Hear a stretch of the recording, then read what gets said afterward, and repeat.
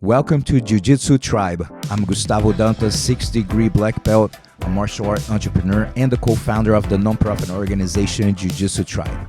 Jiu-Jitsu Tribe's mission is to inspire, impact, and improve the lives of at-risk children and young adults in impoverished communities worldwide.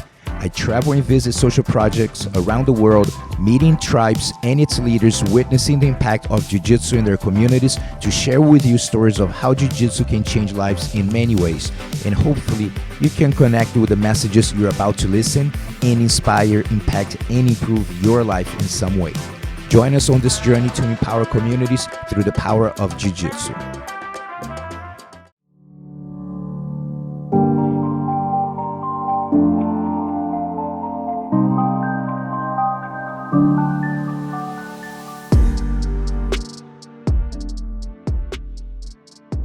In the heart of Glória neighborhood, Rio de Janeiro, Brazil, lies the community of Morro Santo Amaro. With one of the state's lowest human development indexes, the community is faced with significant social and economic challenges.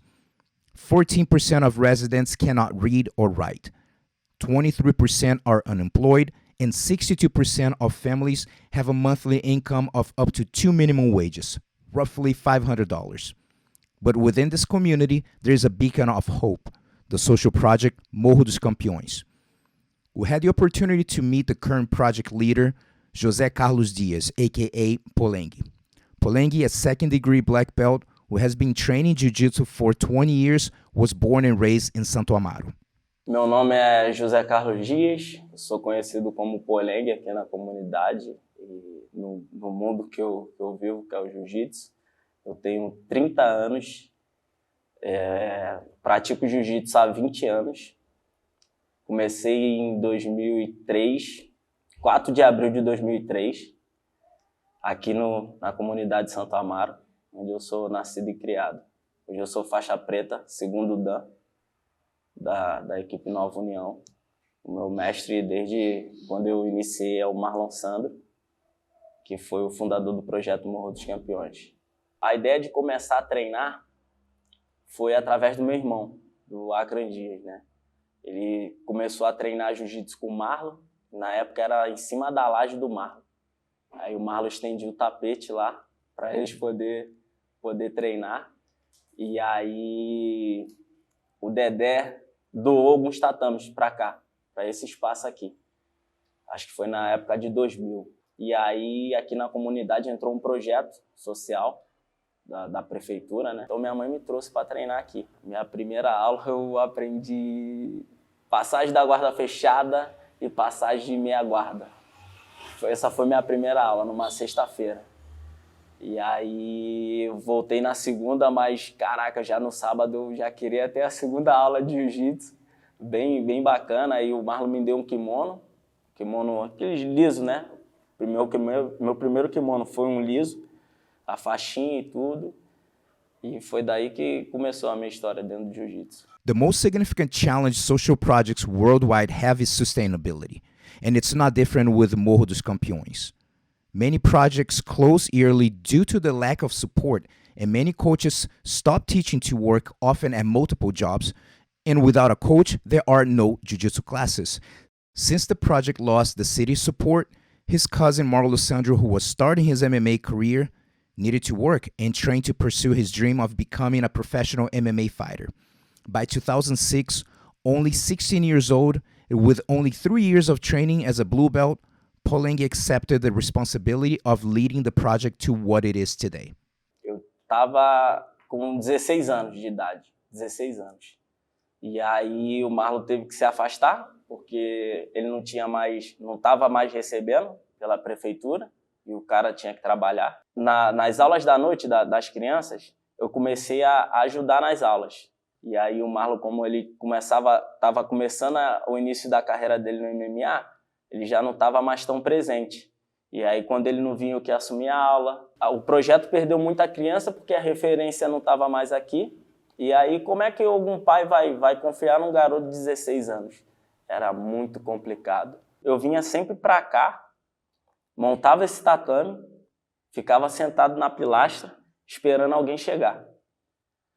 Mas ficou um mês sem ter alguém para poder treinar aqui comigo.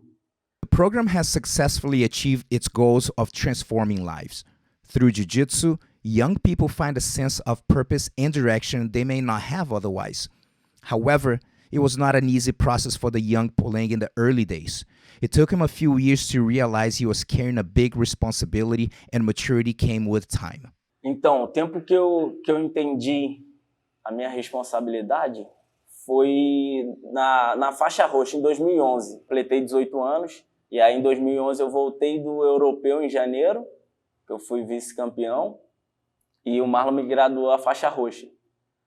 E ali começou a aparecer uma galera a mais querendo competir. Eu não sei se eles enxergaram eu indo para a Europa e quis conhecer esse mundo diferente, né? E aí eu vi que tinha potencial nesses garotos, e aí eu começava a buscar em casa. E aí todo mundo pro campeonato. Eu, umas 4, 5 crianças pro campeonato. E a gente foi para São Paulo. Eu nem podia descer na área de coach. Era faixa roxa. Eu vi que em São Paulo eu tinha uma responsabilidade muito grande. Because of his own experience, Poleng realized the profound impact of competing in their lives, especially traveling abroad, and their sense of what is possible. It allows these practitioners to experience different cultures and meet people from all over the world who share their passion for jiu-jitsu. It can broaden their horizons and help them realize that there is a whole world of possibilities beyond their own community. Eu já estava competindo pouco porque eu queria mais fazer campeão, abrir portas para os garotos, as portas que eu tive abertas, do que eu ser o campeão. Eu falei, cara, eu gosto de competir, eu gosto, mas vendo aquele moleque ali, cara, o moleque felizão que foi campeão, cara, não tem o que pague, não tem moeda nenhuma no mundo que pague o sorriso no rosto da molecada. Achava que eu não estava pronto para aquilo, mas graças a Deus deu tudo certo. Tive suporte de pessoas, Fábio Andrade, um cara que, meu irmão, minha primeira viagem para fora do Rio de Janeiro foi com o Fábio. Deu bastante suporte para isso e sempre me aconselhou como eu iria tratar a molecada, né? Porque eu não sabia como tratar. Sentava muito com o Fábio e, Fábio, como que você faz pra gente ser assim com você? Ele falou, cara, ninguém gosta de ganhar esporro. Não é mais fácil sentar e conversar? Que nem adultos. Senta lá, troca uma ideia. In the face of significant social and economic challenges, the impact of jiu-jitsu in Morro Santo Amaro is undeniable. Even though 59% of children aged 3 to 6 years are out of school, as well as 69% of young people between 15 and 24, and 63% of individuals do not have a complete primary education, the Morro dos Campeões program is giving young people a second chance to succeed. Andava eu e mais 3 colegas de jiu-jitsu e de escola, né? E todo mundo fazia jiu-jitsu. Todo mundo começou, tinha um que já não gostava muito, mas até treinava porque a gente estava treinando. E aí, infelizmente, os 3 se desviaram. 2 garotos que morreram no assalto, no aterro do Flamengo. Morreram no assalto. E o outro, esse me finalizava 3 vezes por treino, ele está preso. As perdas é sempre muito difícil de lidar, né? Tu vê a pessoa que, meu irmão, brincou contigo, novo, fez jiu-jitsu contigo, fez o esporte que tu ama contigo e, caraca, a pessoa morre de tiroteio por estar assaltando. É algo muito doloroso, né? E eu dei continuidade aqui no projeto social, tentando ajudar para que não acontecesse com outras pessoas o que aconteceram com eles, né? E aí foi um start que eu já estava assumindo há um tempo, mas isso me deu um start para que eu não perdesse mais pessoas. Diversas pessoas aqui que não quer ser o campeão do mundo, mas ele queria mudar de vida. Tem o Jonathan, que ajuda hoje no projeto, que era um cara que sempre treinou jiu-jitsu. O mesmo tempo que eu tenho de jiu-jitsu, ele tem. Mas ele teve um envolvimento no tráfico de drogas. Meu nome é Jonathan, tenho 35 anos, faço parte do projeto há 16 anos e sou faixa marrom. e sou aluno e instrutor desse projeto Morro dos Campeões. O jiu-jitsu apareceu na minha vida eu tinha 16 anos. Tinha 16 anos, eu estava passando aqui para resolver alguma coisa que eu tinha que resolver, e o portão estava aberto, eu vi a aula que estava dando aqui, que era o professor Curupira, era 5 horas da tarde, acho que era uma quarta-feira, estava dando aula aqui, eu passei, desci e vi. E perguntei se podia treinar. Foi o primeiro esporte que eu tive contato, foi o jiu-jitsu. Comecei na vida errada, eu tinha 14 anos, entendeu? O tráfico de drogas mesmo, eu comecei com 14 anos. Então, quando você começa nisso, você vai entendendo, se você tiver um entendimento, você vai entendendo que não existe uma pessoa para te ajudar. Quem está ali só está querendo o teu lugar, onde você está. E aqui não, aqui era sempre alguém querendo puxar o seu melhor, te ensinar uma coisa diferente. Se você errou, ele vai discutir contigo, vai falar que está errado, mas vai te mostrar o que é certo. Essa era a diferença que eu vi na primeira aula. Nascido e criado aqui, então as pessoas que eu conhecia quando eu fui criado, já eram envolvidas. Era muito difícil você ter uma ideia diferente dessa. Tá entendendo? Tipo assim, vamos supor, eu tenho 10 amigos, 9 são envolvidos e um quer se envolver. Então eu não tinha outra visão. O jiu-jitsu me trouxe essa visão. Você sabe o errado, mas não conhece o certo. Porque eu sabia que ali estava errado, mas não sabia para onde eu ia, para onde eu vou. Eu sei que ali está errado, mas para onde eu vou se eu não conheço o outro lado? Eu saía de casa e ele estava sentado na boca de fumo ali, fazendo um plantão, né? E mesmo assim a gente treinava todo mundo junto aqui. A gente nunca deixou de querer abraçar a galera que está no tráfico. O cara que era o frente do morro, ele tem um carinho igual ou maior do que o meu pelas crianças. As crianças, não foi eu acho que não foi eu, mas as crianças mudaram a vida desse cara. Porque hoje o cara não tem envolvimento com nada, é trabalhador e dá aula para as crianças. Eu já conheci o Poleng desde criança, mas a gente nunca teve contato. E sempre quando eu passava aqui, eu parava aqui, ele falava, pô, vai treinar não? Eu falei, pô, não vou treinar não, tem que resolver umas coisas. Aí eu saía. Quando eu vinha treinar, eu perguntava, pô, posso treinar? Eu sempre falo isso para ele. Posso treinar? Ele já era para você estar aqui dentro. Não era uma pessoa que brigava com você se você não estava vindo. Ele te incentivava a vir mais e não brigava com você, deixava você livre para você vir. Então eu tive esse cara, para mim, de troca, de amizade, de me puxar para cá, foi o Poleng, foi o José Carlos. Eu acho que isso é gratificante, né, pra gente. Hoje eu falo que a minha alegria, tô até me arrepiando, a minha alegria é ver a alegria dos outros. Eu sou mais feliz vendo a outra pessoa feliz. Acho que fazendo algo pela outra pessoa. Eu sou mais feliz dessa forma. A outra história é até legal, porque no último treino que esse cara tava aqui comigo, tava treinando, eu sentei no canto para descansar um rola, e aí o cara foi e falou, cara, tu consegue transformar vidas de muita gente aqui, tu é uma inspiração pra gente. Tu é uma inspiração muito grande pra gente. Obrigado por fazer isso. Ele é faixa branca, o Josué é esse, ele é faixa branca. E sempre treinou também, desde muito tempo atrás. Só que a vida, né, cada um foi, meu irmão, seguiu um caminho diferente, teve que trabalhar, filho, essas coisas, né? Teve envolvimento com drogas, parou em hospital e tudo, por causa de drogas. Meu nome é Josué, tenho 34 anos, estou no jiu-jitsu há praticamente uns 10, 12 anos aí, mas nunca fui determinado, nunca fui focado no jiu-jitsu. O Poleng, José Carlos, eu conheço ele desde criança, juntamente com a Candias, mas eu nunca tive aquele foco total. E nesse tempo eu fui me perdendo. Sempre trabalhei, sempre corri atrás, mas fui me perdendo porque é a questão da droga. A situação da droga, ela começa numa diversão, num pequeno detalhe da diversão. Não, usa aí que isso é bom. Não, usa aí que isso é legal. E você acaba que você vai usando. A droga, ela começou a ter um significado mais forte na minha vida. Sentido mais forte. Tá muito feliz? Usa droga. Tá muito triste? Usa droga. Aonde que eu puf. Falei, calma aí. Drug addiction is a serious and widespread issue that can devastate individuals and communities. The United Nations Office on Drugs and Crime estimates that approximately 580,000 people died due to drug use in 2017, the latest year for which data is available.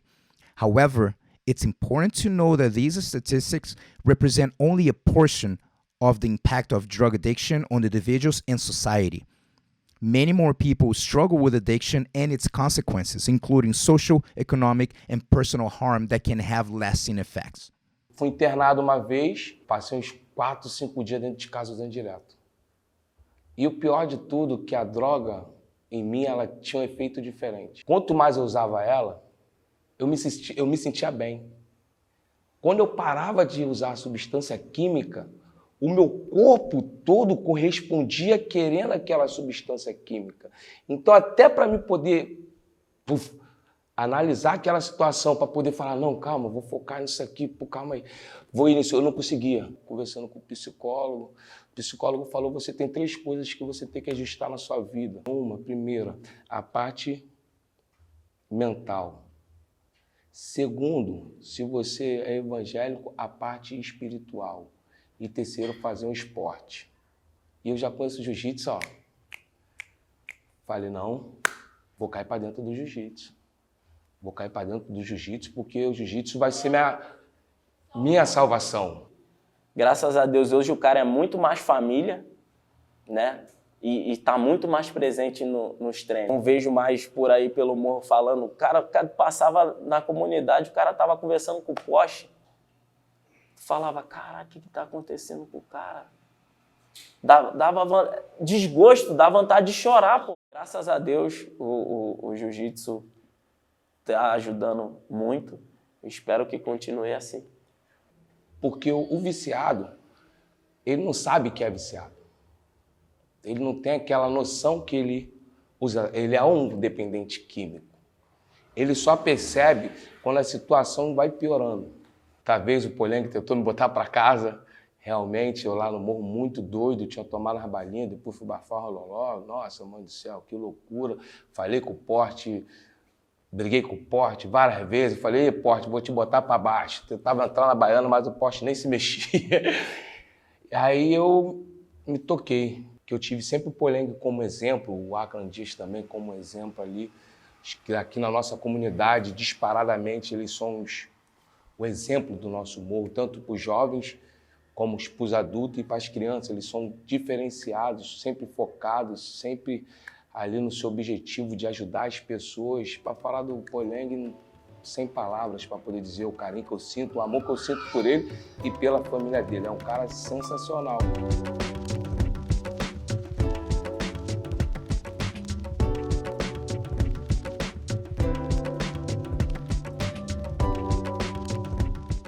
O conselho que eu tenho para a pessoa é não desistir da vida, cara.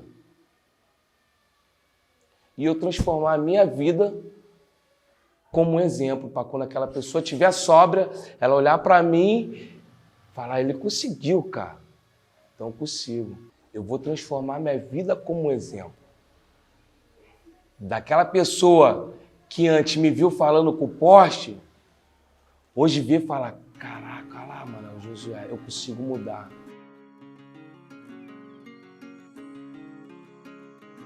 Como aqui já tem um nome muito lindo, Morro dos Campeões, fábrica de fazer campeões. Então, quando você vem para cá, é um lugar prazeroso, onde você quer aprender, onde você tem foco. Então, quando eu voltei para o jiu-jitsu, eu voltei com essa mentalidade. Não uso mais substância química. Não quero que eles tenham o mesmo caminho que eu tive, porque eu não tive isso aqui. Eu não fui criança, não tive um projeto para mim. Entendeu? Se eu tivesse um projeto para mim, tivesse um professor, um Poleng da vida, na minha vida, talvez eu não teria seguido esse caminho que eu segui. Entendeu? Então eu quero que eles tenham essa oportunidade de estar aqui treinando, e é isso que eu quero.